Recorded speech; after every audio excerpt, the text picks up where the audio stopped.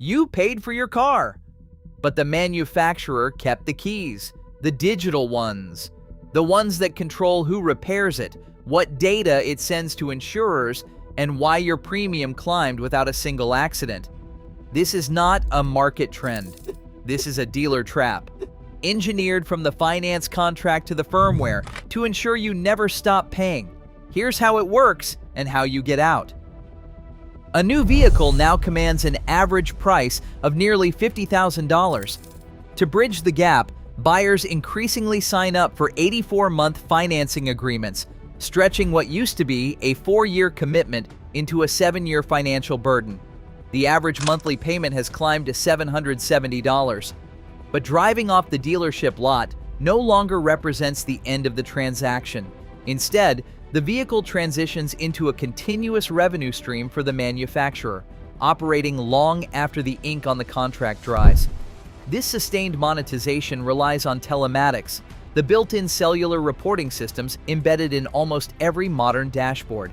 As you drive, these systems monitor and log your location, speed, hard braking events, and rapid accelerations. This driving profile does not remain inside your vehicle. Manufacturers package and route this behavioral data directly to data brokers like LexisNexis and Verisk, who compile risk profiles and sell them to insurance companies. The impact of this invisible pipeline hits drivers directly in their wallets without a single physical collision. In Seattle, 65-year-old Ken Dahl saw his auto insurance premium jump 21%. When he investigated, he discovered LexisNexis had compiled a 258-page report detailing 640 individual trips in his Chevrolet Bolt, tracking every rapid acceleration and sudden stop recorded by General Motors' OnStar system. Dahl had no accidents and no tickets, yet his own property had been used to raise his cost of living. This is the reality of modern vehicle ownership. A structured system where you purchase the hardware, but the manufacturer maintains control over your assets.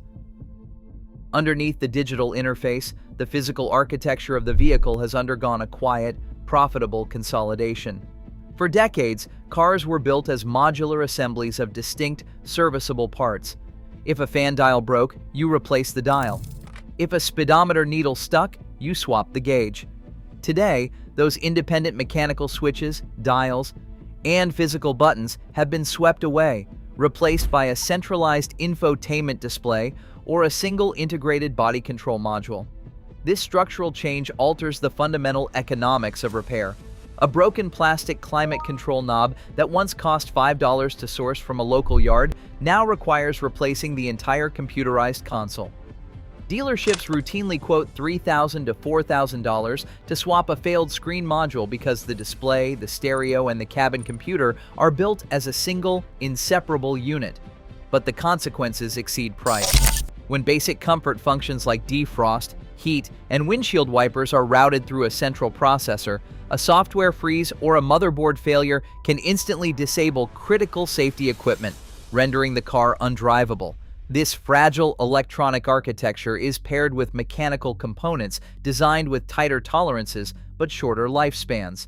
3-cylinder turbocharged engines and continuously variable transmissions, pushed to their limits to meet efficiency standards, frequently fail in the 60,000 to 80,000 mile window, turning what was once a durable machine into a disposable appliance. Inside a modern vehicle, up to 100 electronic control units, or ECUs, act as specialized mini-computers managing everything from the engine to the transmission. When a physical component is swapped, the corresponding ECU must recognize it. However, the manufacturer's proprietary firmware is heavily locked down. To authorize a replacement, an independent mechanic must input a specific cryptographic security token, a digital key provided only by the automaker.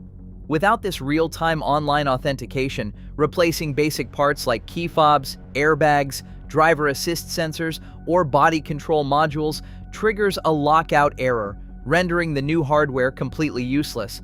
Acquiring these digital keys forces independent shops to absorb crippling overhead. Official dealer-level diagnostic tools demand up to $2,000 in proprietary hardware per brand, paired with recurring annual software subscriptions of $1,500 each. For a local garage servicing a variety of vehicles, these licensing fees quickly reach tens of thousands of dollars annually. If a shop cannot afford the subscription, they are locked out of the vehicle's brain, forcing the consumer back to the dealership lobby. In 2020, Massachusetts voters tried to break this monopoly. Question number 1 passed by a landslide, mandating that connected vehicles provide a standardized, open-access platform for telematics data so independent mechanics could actually scan modern cars. But automakers immediately found a workaround, the wireless loophole. While the law targeted physical diagnostic access, it left over-the-air software updates entirely in manufacturer hands. Today, car brands can wirelessly push proprietary firmware directly to a vehicle's computers without disclosing the changes.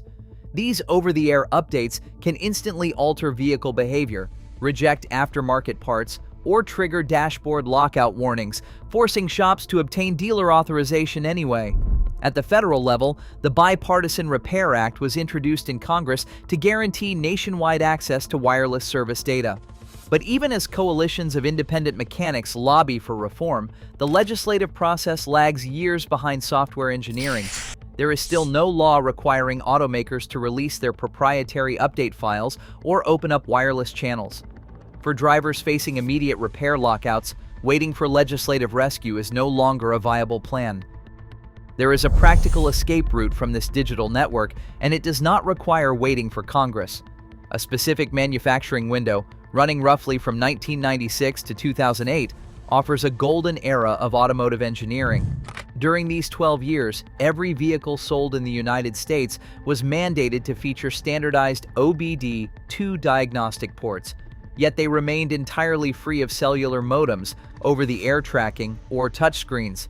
In this window, vehicles like the late 1990s to early 2000s, Toyota Camry and Honda Accord 4-cylinder models combined iron and aluminum engines with hydraulic automatic transmissions, regularly surpassing 300,000 miles of daily commuting.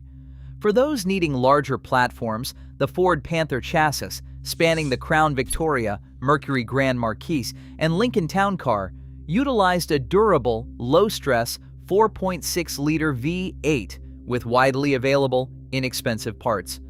Similarly, late 1990s Chevrolet and GMC trucks equipped with the 5.7-liter V8 provide dependable utility without the active fuel management software and cylinder deactivation systems that complicated later General Motors platforms. In this era, a simple $20 diagnostic scanner reads every fault code directly from the dashboard, leaving no room for proprietary dealer lockouts. Executing this escape starts by bypassing the dealership entirely. Secure $4,000 to $5,000 in cash and focus strictly on private party listings. When inspecting a candidate, ignore the styling and look for the physical indicators of mechanical independence.